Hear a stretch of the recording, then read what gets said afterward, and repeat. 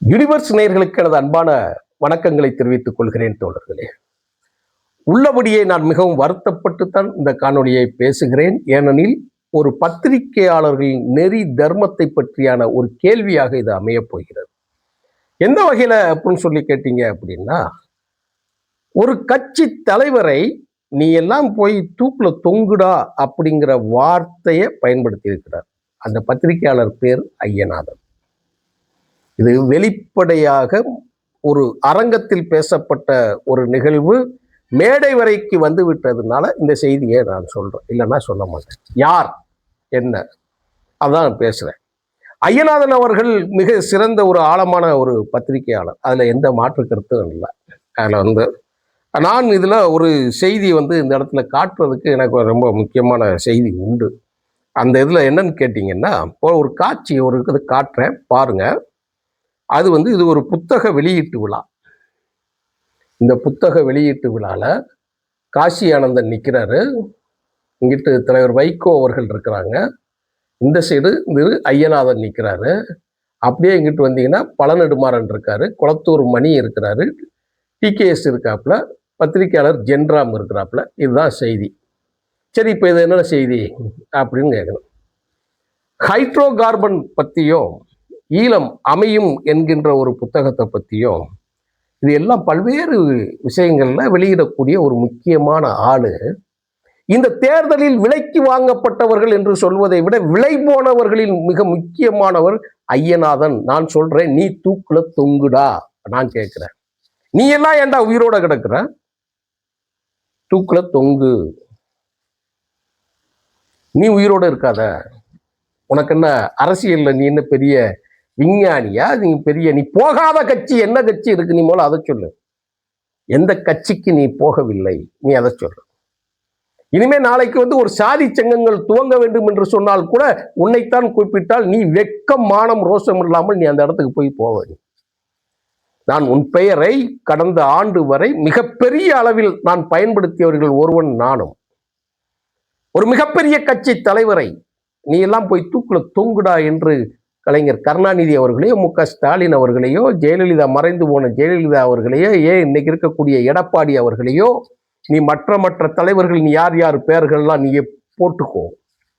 யாரையும் கேட்க துணிச்சலற்ற ஒரு நபர் நீ இப்படி இருக்குன்னா உனக்கு எவ்வளவு பொச்சரிப்பு இருக்குந்தால் நீ இந்த கேள்வியை நீ கேட்டிருப்பங்கிறது நான் சொல்றேன்.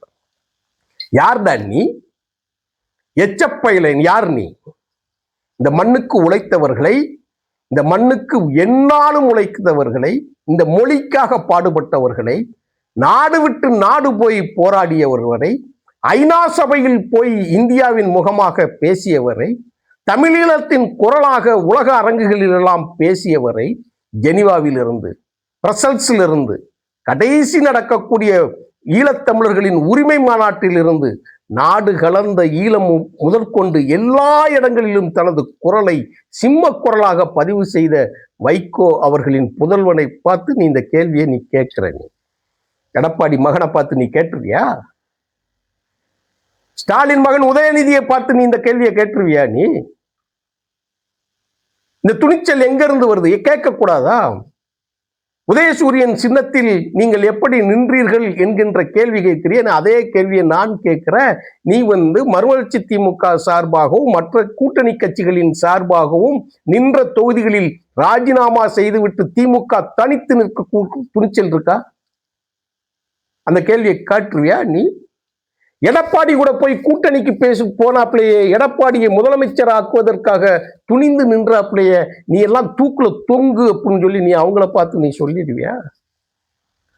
கட்சியை சரிபாதியாக உடைத்துக் கொண்டு பாண்டிச்சேரியில் போய் உட்கார்ந்து இருந்த நபர்களை, 30 எம்எல்ஏக்களோடு போய் இருந்த நபர்களை பார்த்து எடப்பாடி போனாப்பிலேயே இந்த கேள்வியை நீ அங்க கேட்டுருவியா?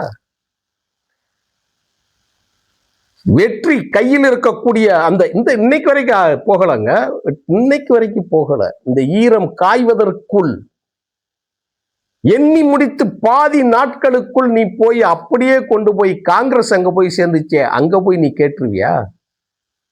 ஏனெனில் இங்கே சுதந்திரம் அதீதமாக இருக்கிறது என்ற காரணத்திற்காக, விமர்சனங்களை தாங்கிக் கொள்ளக்கூடிய மனப்பக்குவம் இருக்கின்றதற்காக கண்ட பயலெல்லாம் பேசக்கூடிய ஒரு நிலைமைக்கு ஆளாகி இருக்கிறது தான் வேதனை. இல்லைன்னா வார்த்தைகளை பேசக்கூடாது. சில விஷயங்கள் அது வந்து ரொம்ப கூடுதல் இதுகளாக போயிருக்கும். அதான் சொன்னாங்க, உண்ணாவிரத பந்தலில் வைகோ அவர்கள் ஒரு வார்த்தை சொன்னாங்க, நீங்க கண்டிச்சு பேசாதீங்க யாரையும். அந்த பத்திரிகையாளர் ஐயநாதன் என்கின்ற ஒரு நபர் எழுதிய புத்தகத்திற்கு, அதுதான் அப்ப துவக்கத்தில் உங்ககிட்ட காட்டினேன், அந்த புத்தகத்தை வெளியிட்டவர் வைகோ அவர்கள், பெற்றுக்கொண்டவர் பல நெடுமாறன் அவர்கள். ஐயநாதன் அவர்களே இந்த புத்தகத்திற்காக போடப்பட்ட அந்த மண்டபத்திற்கு பணம் கட்டியவர் வைகோ, கூட்டம் சேர்த்தவர் வைகோ.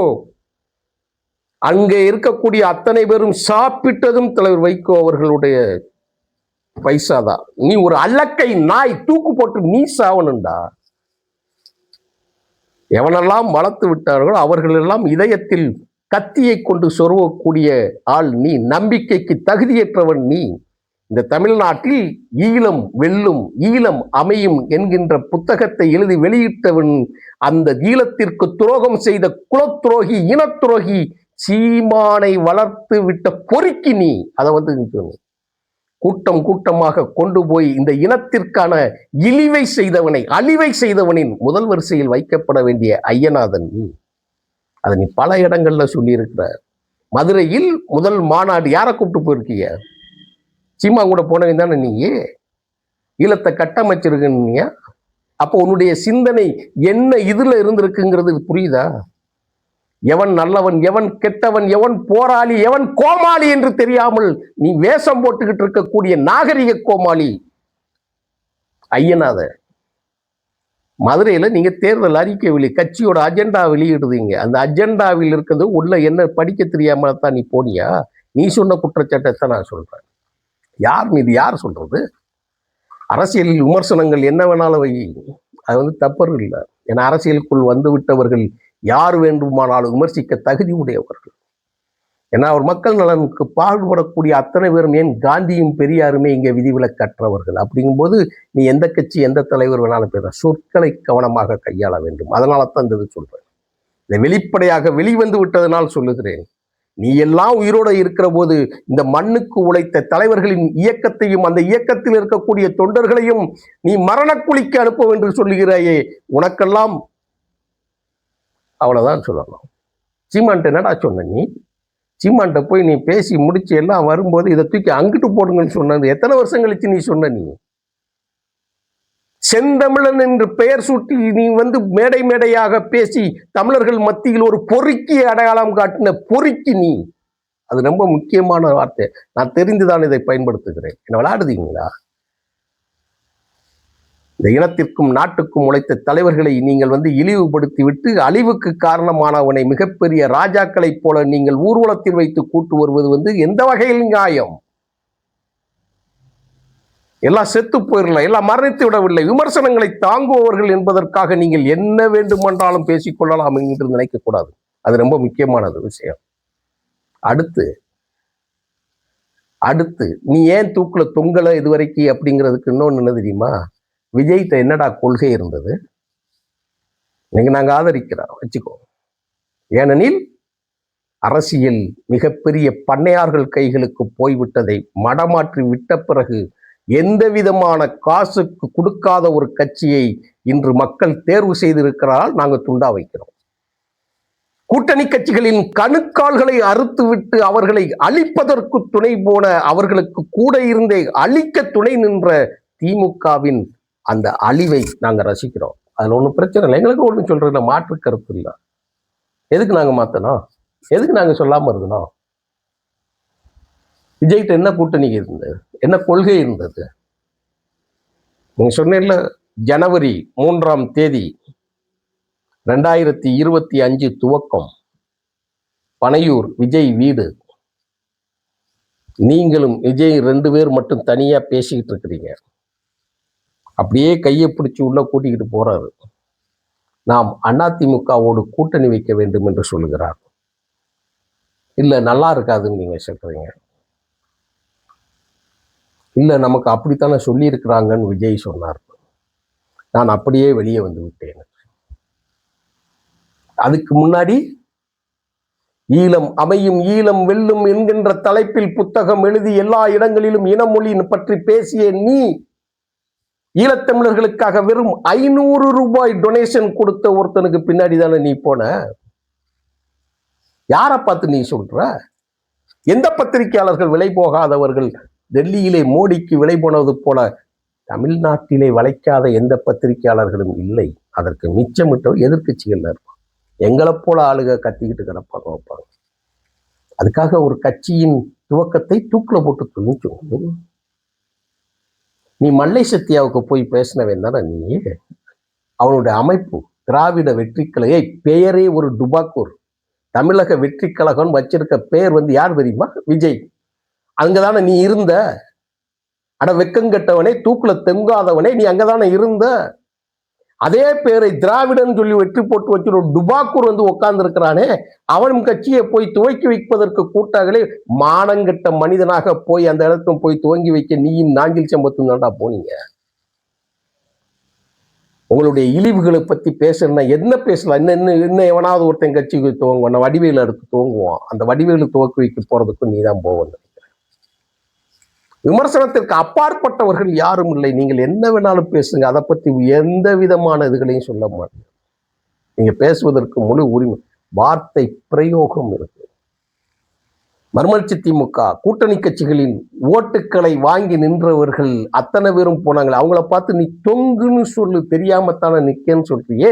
சீர்காழியில் கொடுத்த சீட்டை திருப்பி கேட்டவனை கண்டிக்க வக்கில்லாத, வகையற்ற, தகுதியில்லாத, மானமற்ற, சுயமரியாதையற்ற நீ பேசுவதையெல்லாம் இத்தோடு நிறுத்திக் கொள்ள வேண்டும்.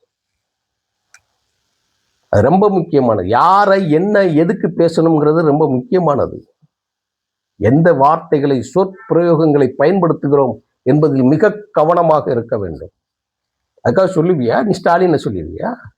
உண்மை சம்பவத்தை காலம் சொல்லும். எனக்கு தெரியும், நான் பேசுவேன். நீ பேசிடுவியா? பேச துணிச்சல் இருக்கா உனக்கு? அதனால்தான் நீ கண்டனத்துக்குரியவனாகிறாய். இவ்வளவு வயசுக்கு பிறகு உன்னை வா போ என்று பேசியது நீ ஒரு கட்சியின் தலைமையை வாடா போடா என்று பேசியதற்காகவும், ஒரு கட்சியினை இழிவுபடுத்தி நீ தூக்கில் தொங்கலாம் என்று சொல்லுவதற்கும், மானமற்ற ஒருவனிடம் நின்று கொண்டு மானமுள்ள ஒருவனை பற்றி பேசினால் அவர்கள் பக்கம் இருந்து வர. ஏன்னா நீ எச்சில் துப்புறது எங்க தெரியுமா? நீ வெளியில இருந்து மேல இருந்து நாங்க துப்புறது. எங்க கிட்ட கையில எதுவும் கிடையாது. இந்த வார்த்தைகள் உனக்கு வலிக்கும் என்று எனக்கு நன்றாக தெரியும். தெரிந்துதான் பயன்படுத்துகிறேன். இப்படித்தானே எங்களுக்கும் வலிக்குங்கிறத நீ புரியணும். சொன்னால கொடுத்த காசுக்கு மேல கூறாண்டா கொய்யாலங்கிற மாதிரி நீங்கள்லாம் பேசிக்கிட்டு இருந்ததெல்லாம், நீங்கள்லாம் ஒரு ஆடு, ஒரு மண்ணாங்கட்டி. இன்னைக்கு அப்படியே காலச்சூழல் மாறுகின்ற பொழுது வெறும் எழுத்து ஊடகங்கள் தாண்டி காணொளி ஊடகங்கள் வந்த பிறகு நீங்கள் நிர்வாணமாய் அம்பலப்பட்டு நிற்பது தமிழ் குலம் பார்த்து கொண்டுதான் இருக்கிறது. அதுல எந்த மாற்று கருத்து இல்லை. அதில் தலைமைத்துவம் தாங்கி வரக்கூடிய தகுதியுள்ள அயோக்கியன் நீ. நாவை அடக்கு. உனக்கு அதுதான் கடைசி எச்சரிக்கை. நன்றி, வணக்கம் தோழர்களே.